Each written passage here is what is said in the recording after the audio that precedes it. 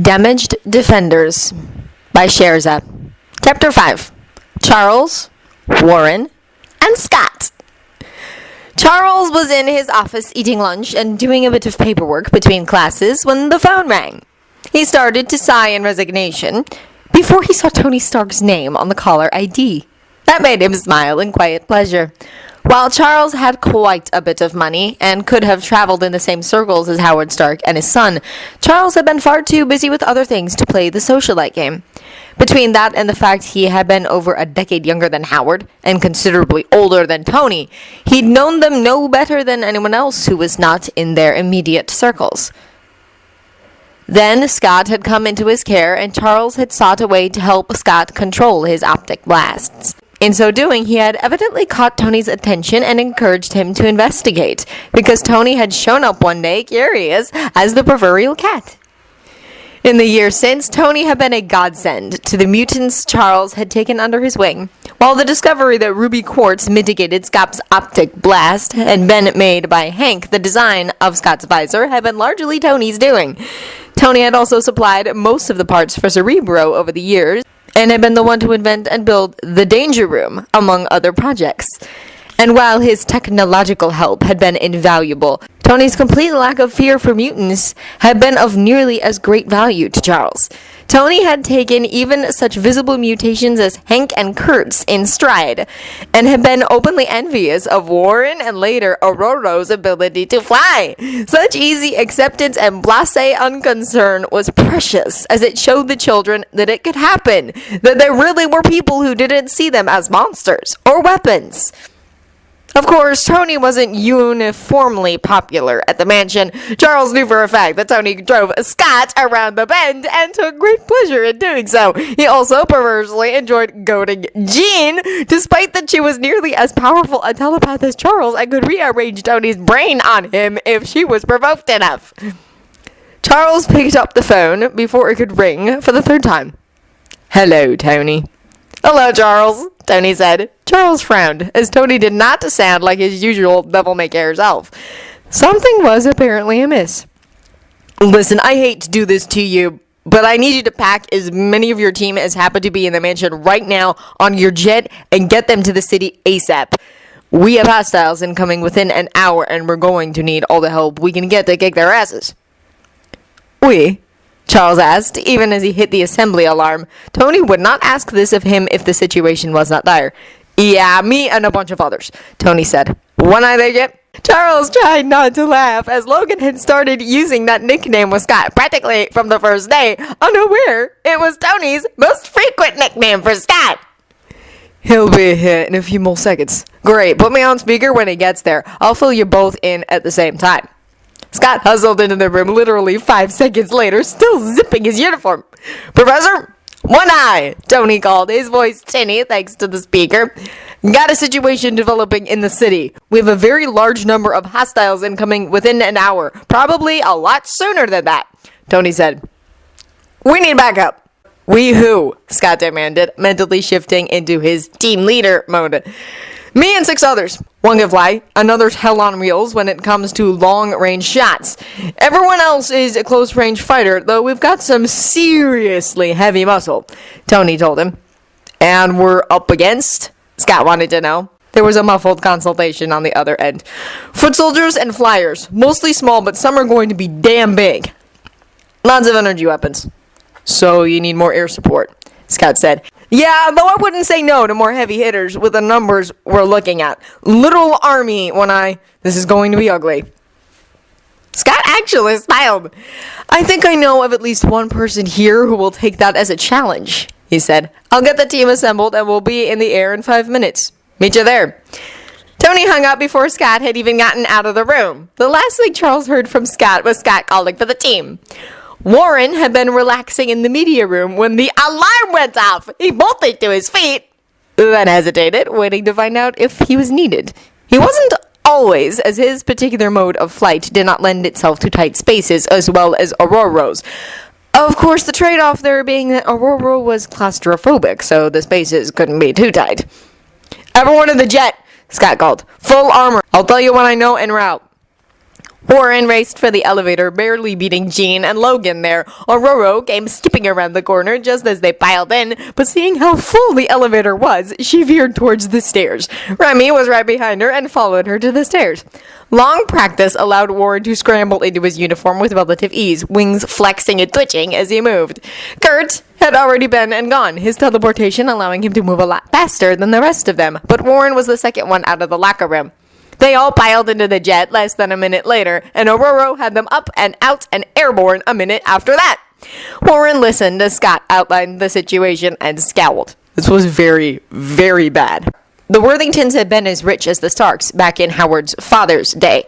Howard and Tony had later vastly increased the Starks' family wealth, but the two families had still inhabited the same social circles. Warren had even been near Tony's age, being only a few years younger. Despite that, the two of them hadn't met until they'd been adults, mostly because Warren's father had kept Warren's social life to the bare minimum to prevent anyone from discovering his status as a mutant.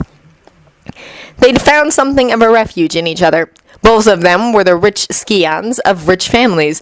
Both of them had been bitter disappointments to their fathers, and had grown up without much in the way of parental support, supervision, or approval. They'd both had to deal with the fact that pretty much no one would see them for who they really were, that all anyone would ever see was Stark and Worthington. They'd both had a period in their lives when they'd been utter idiots, too. In point of fact, that was how Tony had found out Warren was a mutant. They'd gone out somewhere, gotten thoroughly drunk off their asses, and Tony's driver had, Warren figured this out much after the fact, driven them back to Tony's place. Warren had woken the next morning on Tony's couch in nothing but his underwear with the world's worst headache, and Tony standing a few feet away staring at his unbound wings in awe. Tony's only comment had been to point Warren in Charles' direction. Warren had ended up being very grateful for that. He still had days when he felt like a freak, but thanks to Charles and the others here at the mansion, they were increasingly few in number. And he got to see and talk to Tony quite frequently.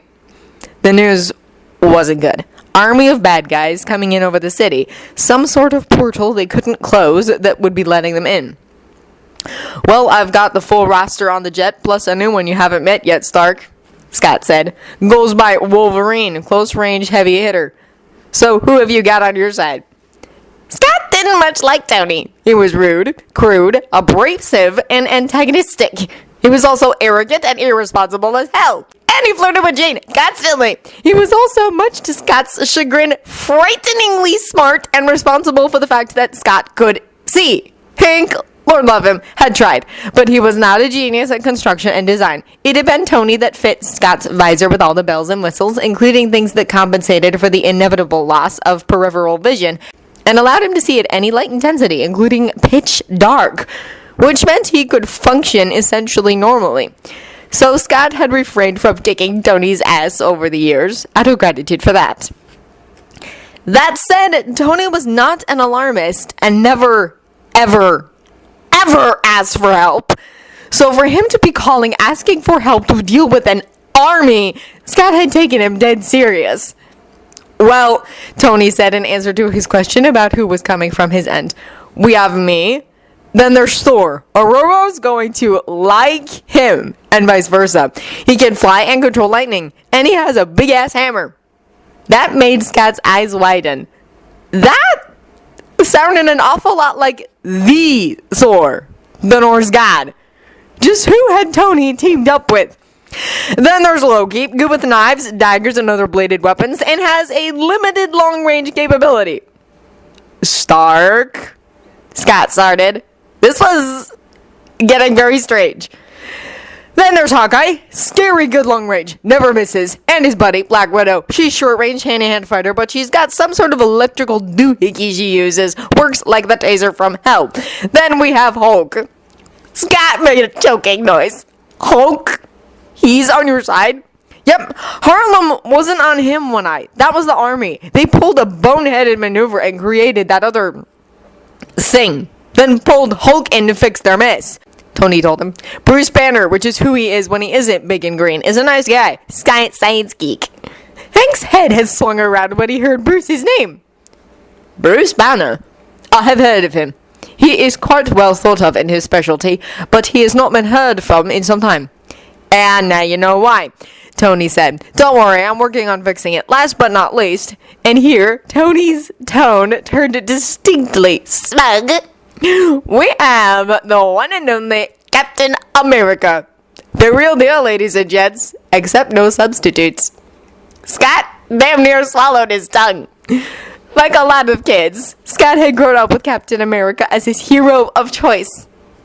Unlike some, Scott's fascination with him hadn't faded with time, mostly because he'd been put in charge of the X-Men. Scott had been very young then, and more than a little intimidated at the responsibility that was being placed on his shoulders. So he'd looked to the Captain for his example, tried to emulate the Captain as much as he could. It had necessitated doing some serious research and separating the wheat from the chaff where information about the Captain had been concerned. So much of the information available was questionable at best. It had taken time to ferret out old war newsreels that showed the Captain on the war front, and ironically enough, a number of discussions with Charles, who had been a boy when World War II was raging, and thus had heard about the Captain's exploits and triumphs in the paper and on the radio. Scott had never dreamed he'd ever meet the man. He, like pretty much everyone else, had assumed the man long dead, lost at sea in his final sacrifice. How in the name of anything the man was alive, Scott didn't know. But the thought of working with him had Scott's head spinning. It took him a minute to get his mouth and brain working again as he steadfastly ignored Logan's growling amusement. Captain America? Sir?